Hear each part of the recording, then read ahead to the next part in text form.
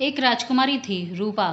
उसको घूमने फिरने का बड़ा शौक था, परंतु उसके पिता अमर सिंह को राजकुमारी का महल से बाहर निकलना पसंद नहीं था। वह हमेशा राजकुमारी पर कड़ी नज़र रखते थे, ताकि वह बाहर जाकर अपनी सहेलियां न बनाए। इसीलिए रूपा की कोई सहेली नहीं थी। वह महल में अकेली बैठी बैठी उकता जाती। महल में खाने पीने की सब सामग्री थी, मनोरंजन की हर सुविधा थी, फिर भी रूपा का मन वहां नहीं लगता था। वह पर्वतों तथा हरे मैदानों की सैर करना चाहती थी। एक दिन वह महल में उदास बैठी कुछ सोच रही थी। तभी उसके दिमाग में एक योजना आई। महल की एक दासी चंद्रा दिखने में हूबहू राजकुमारी जैसी थी। अंतर था तो केवल शाही लिबास का। एक दिन राजकुमारी ने चंद्रा को बुलवाया, उसे अपने कपड़े पहनने को कहा। चंद्रा राजकुमारी के कपड़े पहनकर शीशे के सामने खड़ी हुई। अपना रूप देखकर एक क्षण को तो वह ठगी सी रह गई। उन कपड़ों में वह भी बिल्कुल राजकुमारी लग रही थी। उसके बाद राजकुमारी ने दासी चंद्रा के कपड़े पहन लिए। फिर उसने चंद्रा से कहा, मैं कुछ दिनों के लिए इसी वेश में घूमने फिरने जा रही हूँ। जब तक वापस न आऊँ, मेरी जगह तुम राजकुमारी बनकर रहना। और देखो, पिताजी को मेरे बाहर जाने के बारे में कुछ भी पता नहीं चलना चाहिए। यदि वह चंद्रा के बारे में पूछें तो कहना कि वह अपने ननिहाल गई हुई है। राजकुमारी की बात सुनकर चंद्रा चिंता में पड़ गई, लेकिन मना नहीं कर पाई। राजकुमारी ने कहा, तुम मुझे वचन दो कि इस भेद को नहीं खोलोगी।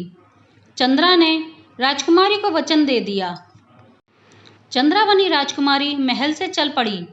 उसे किसी ने नहीं रोका। बाहर निकलकर राजकुमारी रूपा बहुत खुश हुई। वह चंचल हिरनी की तरह हरे भरे मैदानों में घूमने लगी। घूमते घूमते राजकुमारी अपने नगर की सीमा के बाहर निकल गई। वह एक घने जंगल में पहुंच गई। रात होने वाली थी। वह आराम करना चाहती थी, लेकिन आराम कहाँ से करे।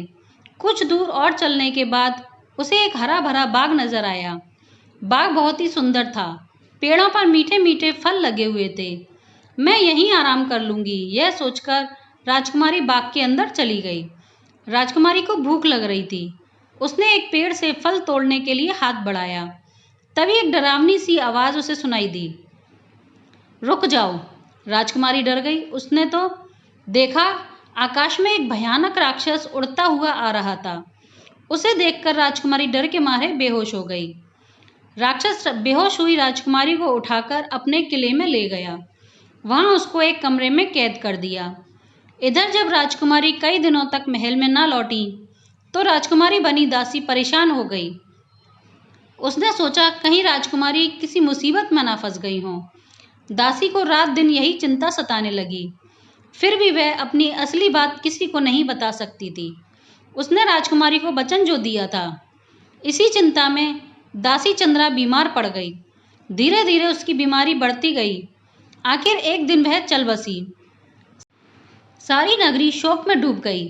राजा पर तो मानो बिजली ही गिर गई, क्योंकि राजकुमारी रूपा राजा की इकलौती संतान थी। उसकी माँ पहले ही मर चुकी थी। बेटी के दुख में राजा पागल सा हो गया। उधर राजकुमारी राक्षस के किले से भाग निकलने का उपाय सोचती, मगर सब बेकार। उसी राक्षस के किले में एक राजकुमार भी कैद था। एक दिन जब राक्षस गहरी नींद में सो रहा था, राजकुमारी रूपा ने राजकुमार की मदद से राक्षस को बेहोश कर दिया। फिर एक मोटी रस्सी से कसकर बांध दिया।